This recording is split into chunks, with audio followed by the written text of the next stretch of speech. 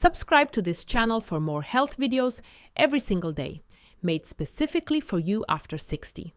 If you're over 60 and you have noticed that the fat around your middle has become harder to shift, even when you're eating reasonably well and staying active, this video is for you, because the fat you are dealing with is not the same as the fat you could lose in your 40s, and the morning drink you choose is one of the most overlooked levers you have. By the end of this video, you will know exactly 5 drinks worth adding to your morning routine, what each one actually does inside your body, and the one mistake that cancels all of it out before breakfast is even finished. Stay with me, because drink number 4 is the one almost nobody over 60 is using, and the research behind it is stronger than most people realize. Let me start with what is actually happening inside your body. The fat around your middle is not all the same. There are 2 types sitting in that area. The first is subcutaneous fat. That is the soft fat directly under your skin that you can pinch. It is visible, it is frustrating, but it is largely cosmetic. The second is visceral fat, and this is the one that matters for your health. Visceral fat sits deeper. It wraps around your internal organs, your liver, your pancreas, your intestines. You cannot see it or feel it from the outside, and it behaves completely differently from the fat under your skin. Visceral fat is metabolically active. That means it does not just sit there. It produces inflammatory chemicals called cytokines that circulate through your bloodstream continuously. It disrupts how your body responds to insulin. It raises your blood pressure. It puts strain on your liver. And it is one of the strongest predictors of heart disease, type 2 diabetes, and cognitive decline in older adults. Now here is the part that explains why this gets harder after 60. 3 things change simultaneously. First, your metabolism slows, not dramatically but consistently. Your body burns fewer calories at rest than it did at 40, even if your muscle mass and activity levels stay exactly the same. Second, your hormones shift. In women, the drop in estrogen after menopause changes where the body stores fat, away from the hips and thighs and toward the abdomen. In men, declining testosterone has a similar effect. Third, your insulin sensitivity decreases. Your cells become less responsive to insulin, which means more glucose stays in the bloodstream longer after meals, and more of it gets converted to fat, specifically visceral fat. So the belly that was not there at 50 can appear steadily through your 60s, even without major changes in what you eat. And here is what makes visceral fat particularly stubborn. It does not respond the way subcutaneous fat does. Cutting calories alone often shrinks the fat you can see while leaving the visceral fat largely untouched. The levers that actually move it are more specific. Insulin sensitivity, inflammation, cortisol, and the metabolic environment you create every morning before your first meal. Which brings me to what you can actually do about it. No drink on earth melts visceral fat overnight. Anyone telling you otherwise is selling something. What the right morning drinks can do is meaningful but specific. They can improve how sensitive your cells are to insulin. They can slow the rate at which glucose enters your bloodstream after breakfast. They can reduce the low-grade inflammation that visceral fat both causes and feeds on. And they can support the metabolic conditions that make fat loss possible when combined with reasonable eating and movement. That is the honest version, and it is genuinely useful. Let us go through the 5. Drink number 1. Black coffee. Not coffee with cream and 2 sugars. Plain black coffee, no additions. Coffee contains a compound called chlorogenic acid, and chlorogenic acid does something specific that matters here. It slows the absorption of glucose from your gut into your bloodstream. That means a smaller blood sugar spike after breakfast, a smaller insulin response, and less of that glucose being converted and stored as fat. A large meta-analysis published in the British Journal of Nutrition found that habitual coffee consumption was associated with significantly lower visceral fat accumulation in adults over 50. The effect was strongest in people who drank it black, 1 to 2 cups in the morning, before or with breakfast. Black.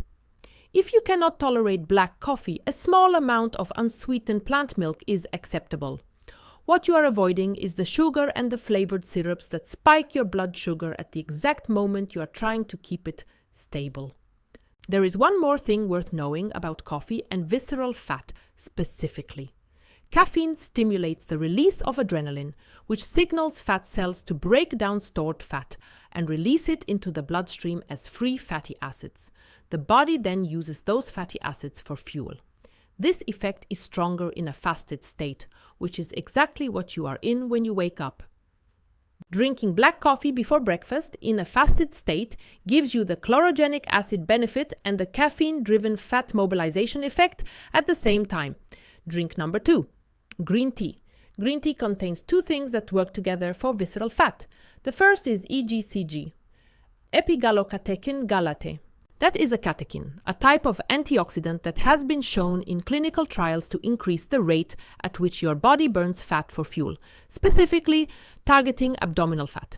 The second is a small amount of caffeine. Caffeine and EGCG work synergistically. Together, they produce a greater effect on fat oxidation than either one alone. A randomized controlled trial published in the Journal of Nutrition found that adults who consumed green tea extract alongside exercise lost significantly more abdominal fat than those who exercised without it. The visceral fat reduction was measurable on imaging, not just waist measurement. 1 to 2 cups in the morning. Brewed for 2 to 3 minutes. Longer brewing extracts more catechins. Let it cool slightly before drinking, because very hot drinks have their own concerns for the esophagus over time. Matcha is a concentrated form of green tea and contains significantly higher levels of EGCG.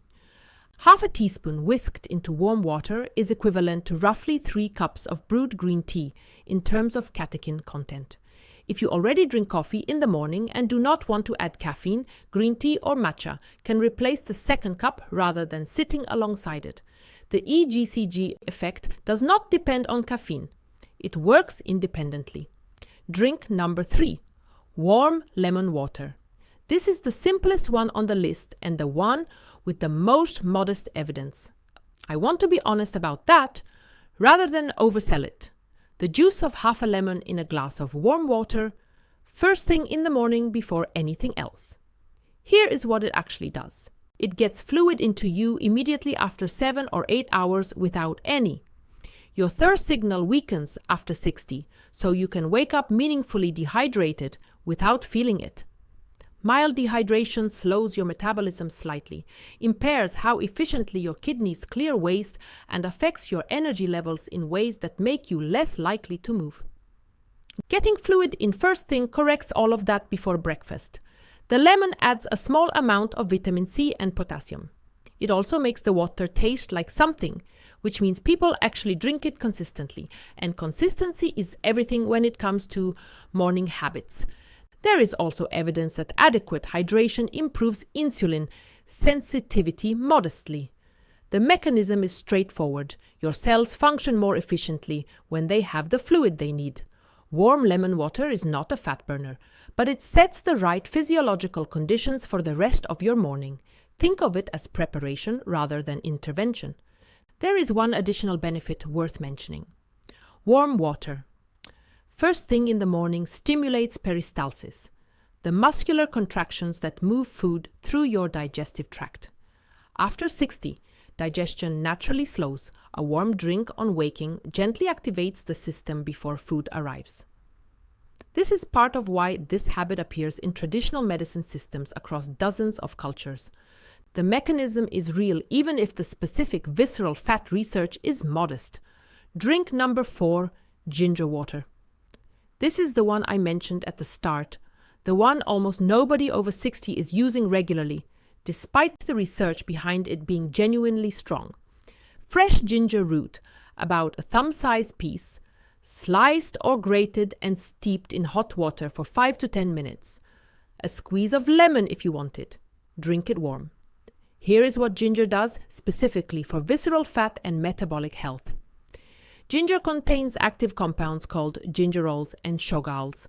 These compounds have been shown in multiple clinical trials to reduce fasting blood sugar, improve insulin sensitivity, and lower inflammatory markers.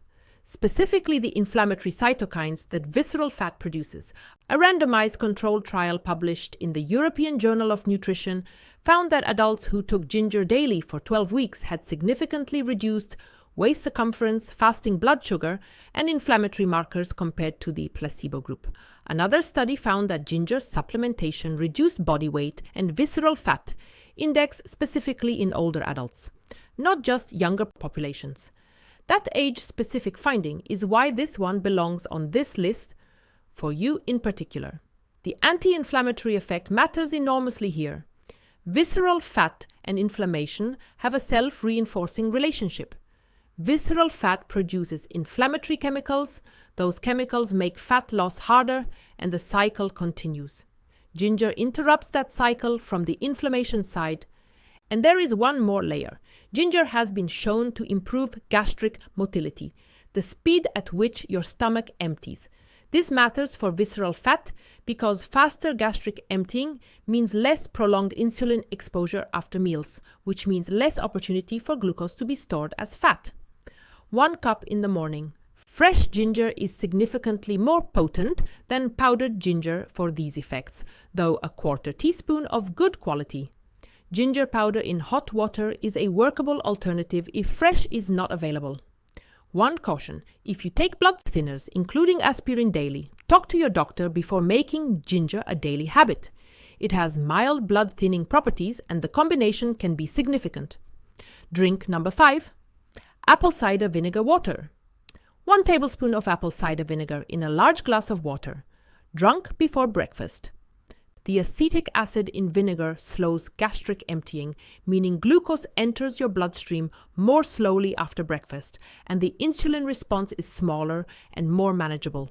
But there is a specific finding relevant to visceral fat that goes beyond blood sugar control. A 12-week randomized controlled trial found that adults who took 1 to 2 tablespoons of apple cider vinegar daily had significantly reduced visceral fat area, waist circumference, and BMI compared to the placebo group. The visceral fat reduction was confirmed on CT imaging, not just waist measurement. 1 tablespoon in a full glass of water. Always diluted, never drink it straight. Undiluted vinegar can damage your tooth enamel and irritate your esophagus over time. Use a straw if you can. If you take medication for diabetes or blood pressure, speak with your doctor first, because apple cider vinegar can lower blood sugar further than the medication alone intends. Now the mistake that cancels all of this out. You drink black coffee, green tea, lemon water, ginger water, and apple cider vinegar every morning. And then you have a breakfast of white toast, orange juice, and a sweetened yogurt.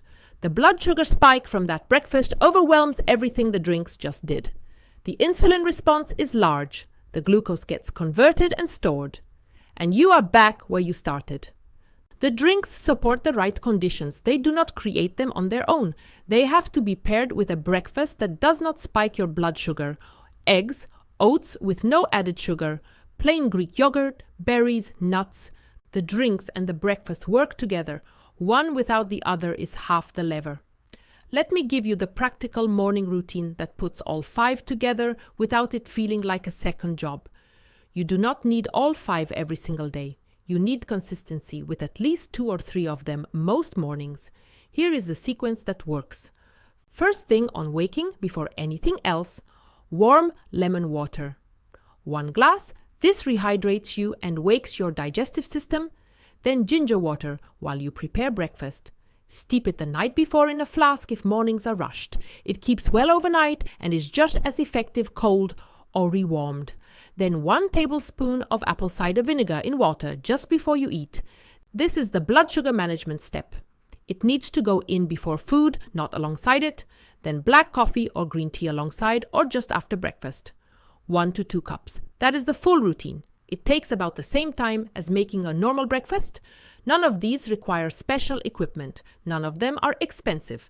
Combined with a low-sugar breakfast, they create genuinely different metabolic conditions compared to starting your day with nothing but a milky sweet coffee and a slice of toast.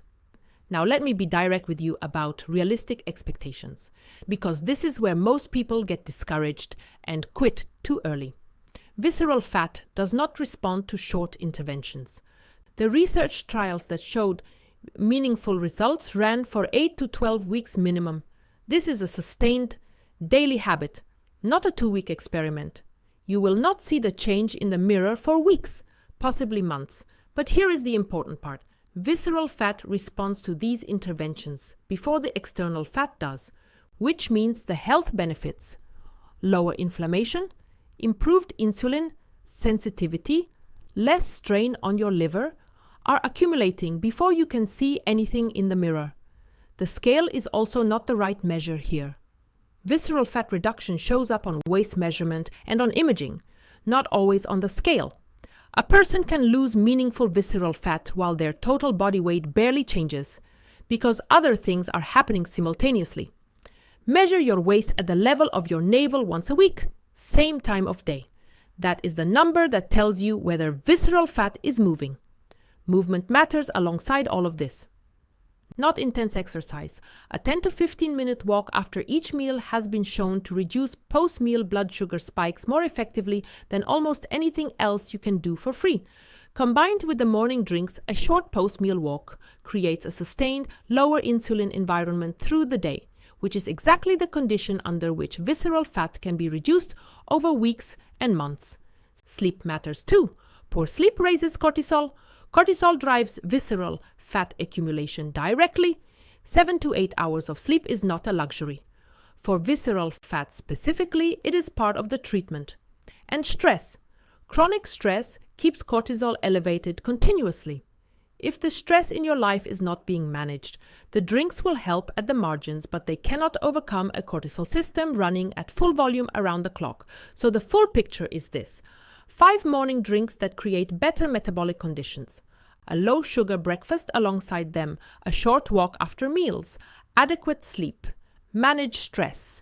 None of it is dramatic, none of it requires a gym membership or an expensive supplement, and none of it works in 2 weeks. But done consistently over 8 to 12 weeks, this combination addresses visceral fat through every lever that is actually available to you after 60.